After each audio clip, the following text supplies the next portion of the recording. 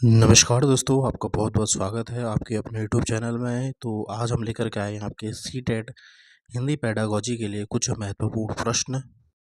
ये आपका सीटेट दिसंबर 2024 के लिए आपके हिंदी के कुछ महत्वपूर्ण प्रश्न हैं। तो चलिए आज का सेशन शुरू करते हैं।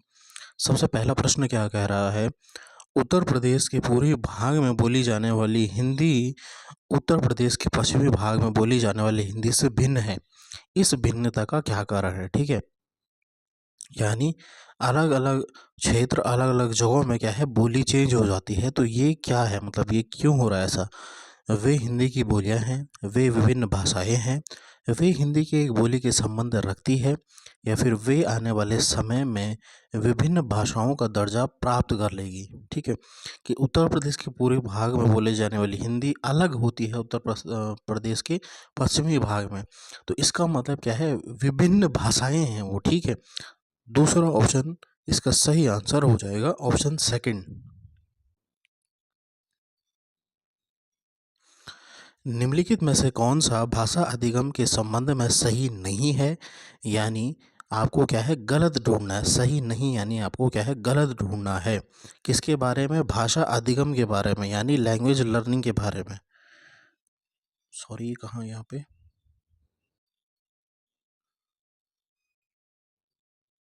भाषा अधिगम के बारे में।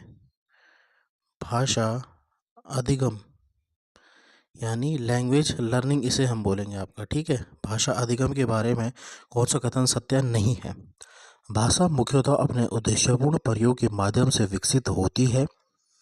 ठीक है, ये तो सही कह रहा है। ऐसा होता है आपका भाषा अधिगम में कि भाषा मुख्यतः अपने उद्देश्यपूर्ण प्रयोग के माध्यम से ही विकसित होती है। बिल्कुल, अधिगम में बातचीत, लिखना, आकार देना और आगे बढ़ना शामिल है। ठीक है, अधिगम भाषा की आकृतियों और नियमों को सीखने के द्वारा होता है। जो आपका भाषा अधिगम होता है वह नियमों को सीखने के द्वारा होता है। ठीक है, बिल्कुल सही है, ये नियम सीखते हैं हम भाषा अधिगम में। ठीक है, भाषा का प्रयोग संज्ञानात्मक विकास में योगदान देता है और इसके लिए पूर्व अपेक्षित भी है। भाषा का प्रयोग संज्ञानात्मक विकास में योगदान देता है, बिल्कुल सही है। तो यानी हमें जो है गलत ढूंढना है, तो आपका एक ही बचता है, तो दूसरा ऑप्शन आपका गलत हो जाएगा कि अधिगम में बातचीत, लिखना, आकार देना और आगे बढ़ना शामिल है। ठीक है, ये आपका अर्जन में हो जाएगा। ठीक है, क्योंकि जब आप भाषा अर्जन करते हो तो उसमें हम लिखना भी सीखते हो, आकार देना भी सीखते हो। ठीक है, लेकिन अधिगम क्या होता है? अधिगम जब हम किसी एक पर्टिकुलर भाषा जो है उसको सीखते हैं, ठीक है, तब हम भाषा का अधिगम करते हैं, उसके नियमों को सीखते हैं। ठीक है, तो यह एक स्वाभाविक प्रक्रिया नहीं है, यह एक जटिल प्रक्रिया होती है भाषा अधिगम। यह हमें अपने आप नहीं आती, हमें सीखना पड़ता है। ठीक है, सपोज आप जर्मन सीख रहे हैं तो हम क्या है, सबसे पहले उसके नियमों को याद करेंगे, फिर भाषा की क्या आकृति होती है वह आएगा आपका, तो वह क्या हो जाएगा, भाषा अधिगम हो जाएगा। ठीक है, तो चलिए अगला प्रश्न देखते हैं आपका। निम्न में से किन भाषाओं को भारत सरकार द्वारा शास्त्रीय भाषा के रूप में मान्यता दी गई है आपका? ठीक है, क्लासिकल लैंग्वेज। ठीक है, तो आपको बता देता हूँ, इसका सही आंसर हो जाएगा ऑप्शन फोर्थ। ठीक है, संस्कृत, तमिल, तेलुगु, कन्नड़, मलयालम और उड़िया। ठीक है, ये आपकी क्या है, शास्त्रीय भाषा यानी क्लासिकल लैंग्वेज है। किसके द्वारा? भारत सरकार के द्वारा क्लासिकल लैंग्वेज बोलेंगे हम इसे। ठीक है, ये आपको ध्यान में रखना है, संस्कृत, तमिल, तेलुगु, कन्नड़, मलयालम और उड़िया। फोर्थ ऑप्शन आपका सही आंसर हो जाएगा। शिक्षा में मातृभाषा आधारित बहुभाषिकता का क्या अर्थ है? यानी बहुभाषिकता क्या होती है, ये आपसे पूछा गया है। ठीक है, पहला ऑप्शन कह रहा है कि शिक्षार्थी अपनी मातृभाषा में विद्यालय शिक्षा आरंभ करते हैं और जैसे जैसे आगे बढ़ते हैं उनमें और अधिक भाषाएं जुड़ते जाते हैं। ये आपका क्या है, मातृभाषा आधारित बहुभाषिकता का अर्थ होता है कि शिक्षार्थी सबसे पहले मातृभाषा विद्यालय आता है और फिर धीरे धीरे वो क्या अन्य भाषा जोड़ते हैं। बिल्कुल सही है। शिक्षार्थी अपने सभी विषय अपनी मातृभाषा में पढ़ते हैं और आगे जाकर अंग्रेजी माध्यम में ही पढ़ते हैं, ये गलत हो जाएगा। शिक्षार्थी मातृभाषा एक भाषा के रूप में सीखते हैं और विद्यालय में जैसे जैसे आगे बढ़ते हैं अंग्रेजी माध्यम गलत हो जाएगा, ठीक है।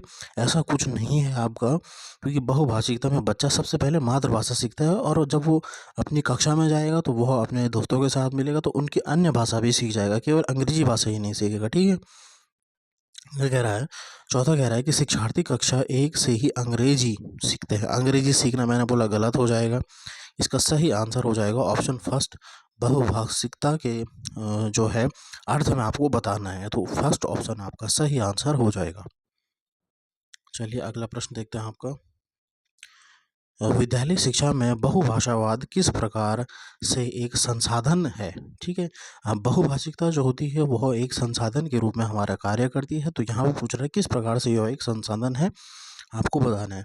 जहाँ तक संभव हो अधिक से अधिक भाषाओं का शिक्षण होता है, लचीली भाषा शिक्षा नीति को स्वीकृति मिलती है, कक्षा में शिक्षार्थियों की भाषा का प्रयोग मिलता है, या फिर कक्षा में इसे शिक्षण की विधि के रूप में अपनाया गया। यह एक शिक्षण विधि नहीं है, लचीली भाषा शिक्षा स्वीकृति नहीं है, और जितना से जितना अधिक भाषाओं का शिक्षण मिलता है, नहीं। इसका सही आंसर हो जाएगा कक्षा में बच्चों को क्या है अपनी भाषा का प्रयोग करने का अवसर मिलता है, ठीक है। सपोज बच्चा जो है उसकी मातृभाषा सपोज क्या है संस्कृत में उसे आता है, तो वो क्या है संस्कृत भाषा का प्रयोग करेगा, ठीक है। और दूसरा बच्चा उसे हिंदी आती है वो हिंदी का प्रयोग करेगा, तीसरा पंजाबी का प्रयोग करेगा। तो इस तरीके से बहुभाषावाद जो है वह शिक्षार्थियों को भाषा का प्रयोग करने का अवसर देता है, ठीक है। और भाषा का प्रयोग जहाँ पे भी आ जाएगा ये आपका सही माना जाता है, ठीक है।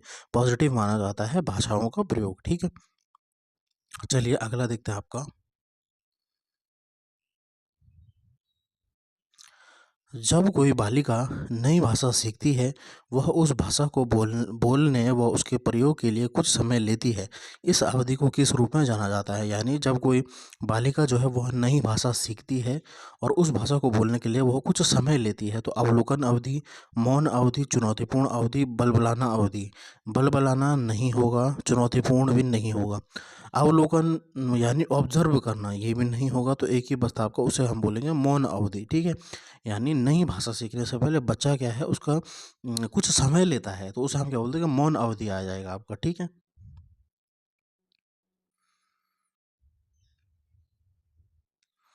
एक अध्यापक ग्रॉ और भ्रो से अंत होने वाले शब्दों जैसे कि विसर्ग और विदर्भ आदि का उच्चारण करवाती है।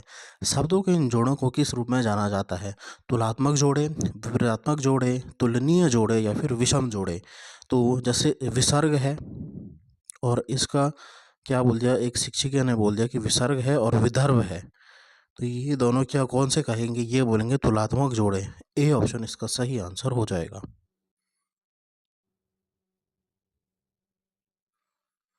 गौरव गिजुभाई बड़ेका की छोटी छोटी कहानियाँ पसंद करता है और जब भी उसे समय मिलता है वह इन कहानियों को पढ़ता है। इस प्रकार के पठन को क्या कहा जाता है। गिजुभाई बड़ेका जो है वह उन्होंने क्या है एक लेखक है जिन्होंने बाल साहित्य में अपना बहुत बड़ा योगदान दिया है, ठीक है।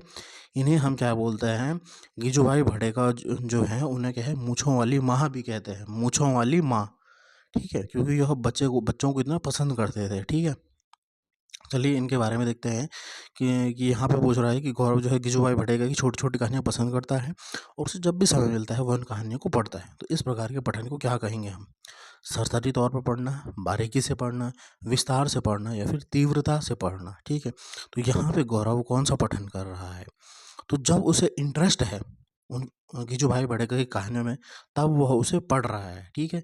यानी वह क्या है विस्तार से पढ़ेगा, तो ऑप्शन सी आपका सही आंसर हो जाएगा, ठीक है। निम्नलिखित में से कौन सा अंत क्रियात्मक परिकल्पना का समर्थन नहीं करता है, अंतः क्रियात्मक परिकल्पना का समर्थन नहीं करता है, ठीक है, नहीं करता है। चलिए ऑप्शन देखते हैं आपका। हमें पूछा गया अंतः क्रियात्मक परिकल्पना का समर्थन नहीं करता, गृह ढूंढना है। चयनित विषयों पर समूह परियोजन कार्य, बिल्कुल सही। शिक्षार्थी को विनिमय के अवसर, बातचीत प्रदान करना, बिल्कुल बातचीत के अवसर देना, बिल्कुल सही। समूह कार्य, जोड़ों में कार्य और समूची कक्षा में एक साथ कार्य करना, बिल्कुल सही है। अध्यापक द्वारा व्याख्यान और श्रुत लेखन कार्य, व्याख्यान, ठीक है, यानी व्याख्यान विधि आपकी गलत होती है, और श्रुत लेख यानी सुनकर लिखना, ये गलत माना जाता है। तो ऑप्शन क्या है आपका, फोर्थ हो जाएगा, क्योंकि हमें क्या है, गलत ढूंढना था, नहीं आया था क्योंकि, ठीक है। चलिए अगला प्रश्न देखते हैं आपका। निम्नलिखित में से कौन सा शिक्षार्थियों में पठन विकसित करने का एक उद्देश्य नहीं है? फिर से नहीं है, यानी आपको गलत ढूंढना है, नहीं है, ठीक है। पठन जो है विकसित करने का उद्देश्य नहीं है। पाठ्य सामग्री को पढ़ते हुए उसमें से निष्कर्ष ढूंढूंगा, कि जब आप पाठ्य सामग्री को पढ़ रहे हैं उसमें से आप निष्कर्ष ढूंढेंगे, बिल्कुल सही है ये पठन में आता है। पाठ्य सामग्री को अपने पूर्व अनुभवों से जोड़ना, बिल्कुल सही, अपने पूर्व अनुभवों से जोड़ना। शब्दों को शब्द समूह के अर्थ समझना, ठीक है।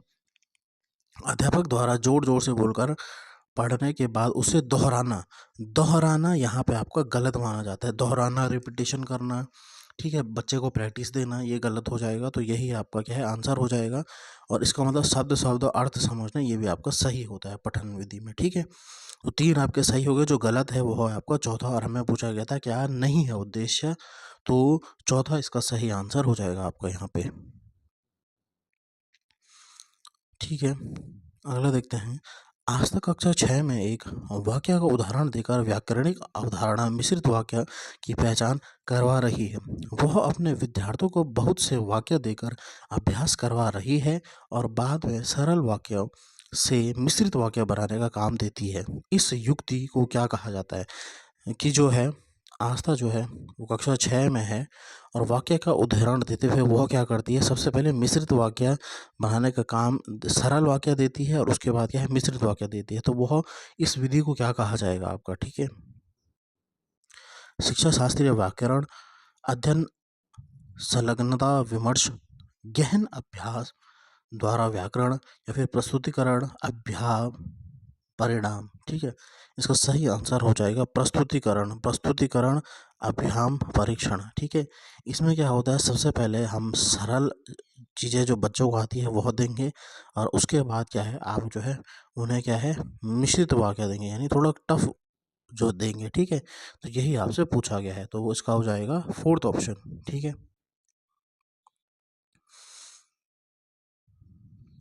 एक अध्यापक को एक प्लेटफॉर्म मिला जो नगर पालिका द्वारा मानसून के दौरान पैम्पलेट मिला जो नगर पालिका द्वारा मानसून के दौरान रक्षात्मक उपाय अपनाने के बारे में था। उसने अपनी कक्षा में विभिन्न कार्यों द्वारा पठन और शब्दावली सिखाने के लिए इस पैम्पलेट का प्रयोग किया।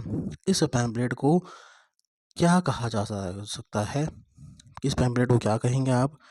प्रामाणिक सामग्री कहेंगे, आविष्कृत सामग्री कहेंगे, भाषा अधिगम के लिए कार्य कहेंगे, या फिर डिकोडिंग निवेश कहेंगे, ठीक है। तो नगर पालिका ने जो है एक पैम्पलेट मिला, एक अध्यापक है उसे नगर पालिका का पैम्पलेट मिला, जिसमें ये था कि आप मानसून के दौरान अपने घर के जो है रक्षा किस प्रकार से कर सकते हो, क्या क्या उपाय है। तो यह पठन की किस विधि में आ जाएगा?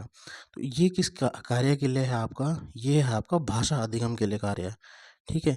इसका सही आंसर ऑप्शन जो हो जाएगा सी ऑप्शन आपका सही आंसर हो जाएगा। एक अध्यापक ने कक्षा 7 के विद्यार्थियों को कहा कि वे समूह बनाकर ऐसे विषय थीम का चयन करें जिसके अंतर्गत अपने शहर और आसपास के स्थानों में जुड़े आंकड़े एकत्र करें, अपने मित्रों के साथ उन पर चर्चा करें और रिपोर्ट तैयार करें। इस कार्य को क्या कहेंगे आप, ठीक है। कि उन्हें क्या है, चर्चा करनी है दोस्तों के साथ, और फिर क्या है, रिपोर्ट तैयार करनी है। गृह कार्य कहेंगे, प्रदत्त कार्य कहेंगे, परियोजन कार्य कहेंगे, या फिर सामाजिक विज्ञान के लिए कार्य कहेंगे। तो इसे हम बोलेंगे आपका परियोजन कार्य बोलेंगे। क्या बोलेंगे? परियोजन कार्य। निम्नलिखित में से किसे पोर्टफोलियो आकलन कहेंगे? पोर्टफोलियो क्या होता है? एक फाइल होती है जिसमें बच्चे का पूरा लेखा जोखा मिलता है हमें, कि बच्चे को क्या क्या आता है, क्या नहीं आता है, कितना उसने नंबर स्कोर किया, कैसा वो स्पोर्ट्स में है, ये सब उस फाइल में रहता है, उस डॉक्यूमेंट में रहता है, उसे हम बोलते हैं आपका पोर्टफोलियो। तो पहला कह रहा है कि शिक्षार्थियों के विभिन्न अधिगम कार्यों का संग्रहीकरण व रिकॉर्ड रखना और उनके समग्र आकलन के लिए इनका उपयोग करना। ठीक है, शिक्षण अधिगम के लिए पूरे वर्ष भर के दौरान प्रत्येक शिक्षार्थी के रिकॉर्ड का संग्रहीकरण आपका पोर्टफोलियो कहलाता है। या फिर तीसरा कह रहा है कि शिक्षार्थियों की सत्रांत परीक्षाओं का उनके समग्र आकलन हेतु उपयोग, कि परीक्षाओं का मार्क्स रखते हैं केवल, ये तो गलत हो जाएगा। पूरे वर्ष औपचारिक परीक्षाओं द्वारा आकलन नहीं। दो ऑप्शन बचते हैं आपका, पहला और दूसरा। पहला कह रहा है कि शिक्षार्थियों के विभिन्न अधिगम कार्यों का संग्रहीकरण और रिकॉर्ड रखना और उनके समग्र आकलन के लिए इसका उपयोग करना, बिल्कुल सही। दूसरा कह रहा है कि शिक्षण अधिगम के लिए पूरे वर्ष भर के दौरान प्रत्येक शिक्षार्थी के रिकॉर्ड का संग्रहीकरण करना। शिक्षण अधिगम के लिए पूरे वर्ष भर, क्या बोल रहे हैं यहाँ पे, पूरे वर्ष भर और प्रत्येक छात्र का रिकॉर्ड रखना, बिल्कुल ऑप्शन दूसरा आपका सही आंसर हो जाए, क्योंकि यहाँ पे क्या है, प्रत्येक छात्र का रिकॉर्ड बोला गया आपको। ठीक है, तो ऑप्शन दूसरा आपका सही आंसर हो जाएगा यहाँ पे। ठीक है, ये आपके पेपर 2 के प्रश्न हैं आपके, क्योंकि पेपर 1 में आपके इतना टफ प्रश्न नहीं पूछे जाते हैं, पेपर 2 के प्रश्न आपके। ठीक है, निम्नलिखित में से कौन सा सांकेतिक भाषा के संदर्भ में सही है? सांकेतिक भाषा के संदर्भ में सही है। सांकेतिक भाषा की व्याकरण होती है, सांकेतिक भाषा में व्याकरण नहीं होती है। सांकेतिक भाषा हाव भाव का समूह है। पूरे विश्व में एक ही तरह के सांकेतिक भाषा होते हैं। जहाँ पे केवल ही आ जाएगा ये गलत होता है, केवल एक ही तरह के, केवल, ये सब आपका गलत मान जाता है। और इसमें लिखा है सांकेतिक भाषा हाव भाव का समूह है, नहीं। और व्याकरण नहीं होता है, ये भी गलत है। इसका सही आंसर हो जाएगा सांकेतिक भाषा की व्याकरण होती है आपकी, तो ए ऑप्शन आपका सही आंसर हो जाएगा। तो स्टूडेंट्स, कैसे लगी आपको क्लास ज़रूर कमेंट करें, और आपको सेशन पसंद आता है तो ज़्यादा से ज़्यादा शेयर करें अपने दोस्तों के साथ। प्लीज़ चैनल को सब्सक्राइब ज़रूर करें, आप नए हैं चैनल में। धन्यवाद। जय हिंद, जय भारत।